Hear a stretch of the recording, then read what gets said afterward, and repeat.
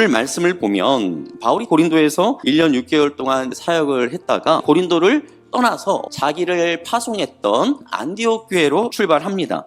자, 그런데 바울이 홀로 떠난 것이 아니라 브리스길라와 아굴라 이 부부도 함께 데리고 고린도를 출발한 거예요. 자, 바울 일행이 그리스 지역에서 배를 타고 출발해서 에베소에 도착했습니다. 자, 에베소에 도착한 바울은 다른 때와 마찬가지로 회당에 들어가서 이제 유대인들과 변론을 합니다. 물론 이곳에서도 바울은 예수님에 대해서 전했을 거예요. 그곳에 있는 사람들이 바울에게 이 에베소에 더 머물러 달라고 간청을 했지만 바울은 에베소를 떠납니다. 에베소에 남겨진 사람들이 있었죠. 누구였습니까? 브리스길라와 아굴라. 고린도를 출발할 때는 같이 출발했다가 이 브리스길라와 아굴라 부부는 에베소에 남겨지고 바울은 이 이스라엘 땅으로 온 거예요. 자, 브리스길라와 아굴라가 머물고 있는 에베소. 자, 그곳에 어떤 한 사람이 찾아와요. 아볼로가 등장을 했어요. 아볼로가 굉장히 학문적인 이 수준이 높은 사람이었다는 거예요. 그리고 구약에 있는 성경에 능통한 사람이었습니다. 자, 그런데 이 아볼로가 예수님에 대해서 잘 알고 있었어요. 그리고 예수님이 가르치신 내용도 잘 알고 있었지만 문제가 하나 있었는데 아볼로는 요한의 세례밖에는 알지 못했다라는 거예요.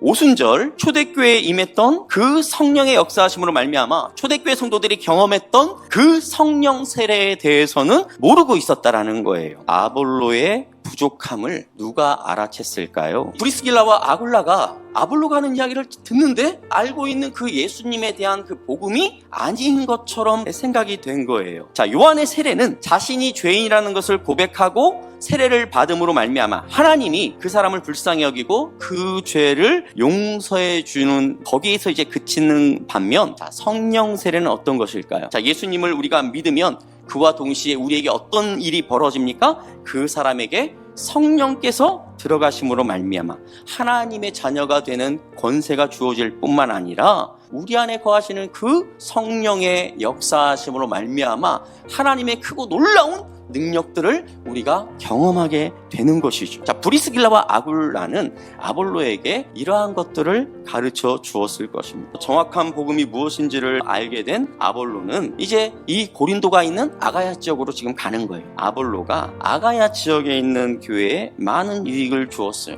아볼로라는 걸출한 복음 전도자가 나오기까지 브리스길라와 아굴라 부부의 헌신과 섬김이 있었다라는 것입니다. 자, 브리스길라와 아굴라 부부의 헌신과 충성스러움은 다른 성경 본문에서도 우리가 찾아볼 수 있는데요. 바울이 위험에 처했을 때 바울을 살리기 위해서 자신들의 목숨까지 내놓았다라는 거죠. 또 자신의 집을 교회의 처소로, 예배 처소로 내놓는 그런 브리스길라와 아굴라를 보게 됩니다. 이런 헌신이 있었기 때문에 바울은 그가 전해야 하는 그 복음을 왕성하게 전하며 다닐 수 있었다라는 것입니다. 바울이 주님께로부터 받은 그 복음을 소아시아에서 전하다가 로마를 비롯한 유럽으로 가서 또 전하기 시작했습니다. 그리고 이제 시간이 흘러서 그 유럽에서 왕성하게 꽃피웠던 복음의 그 열매들이 아메리카 대륙으로 이동해요.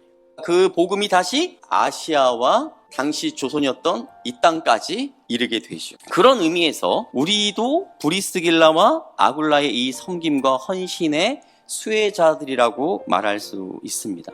바울과 함께 1년 6개월 동안 같이 천막을 만들면서 또 함께 고린도 교회 성도들을 세우면서 동거동락했던 브리스길라와 아굴라, 충분히 자부심 가질만 하지 않습니까? 에베소 교회에서의 리더였기 때문에 에베소에 들어온 아볼로라는 그 사람에 대해서 견제할 법도 한데, 그를 경쟁자로 여길 법도 한데 그렇게 하지 않았다라는 거예요. 오히려 그의 연약한 부분을 세워주려고 했습니다. 더 유능한 지도자가 될 수 있도록 도와주었습니다.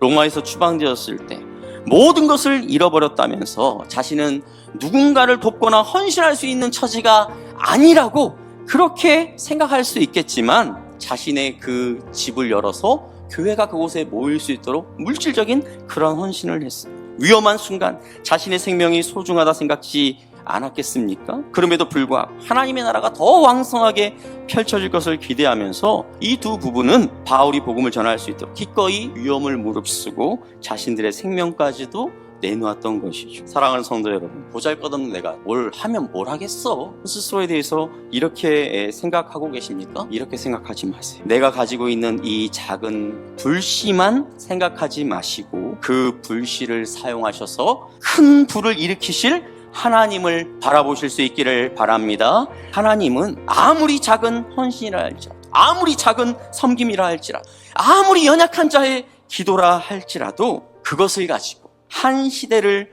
뒤엎어 놓을 수 있는 놀라운 능력으로 바꾸어 놓으실 수 있는 위대한 하나님이심을 믿으시기를 바랍니다. 비록 작아 보이지만 결코 작지 않은 그러한 섬김과 헌신, 그 사랑을 가지고 하나님의 나라를 위해 귀하게 쓰임받는 저와 여러분의 삶이 될 수 있기를 우리 주 예수님의 이름으로 축복합니다.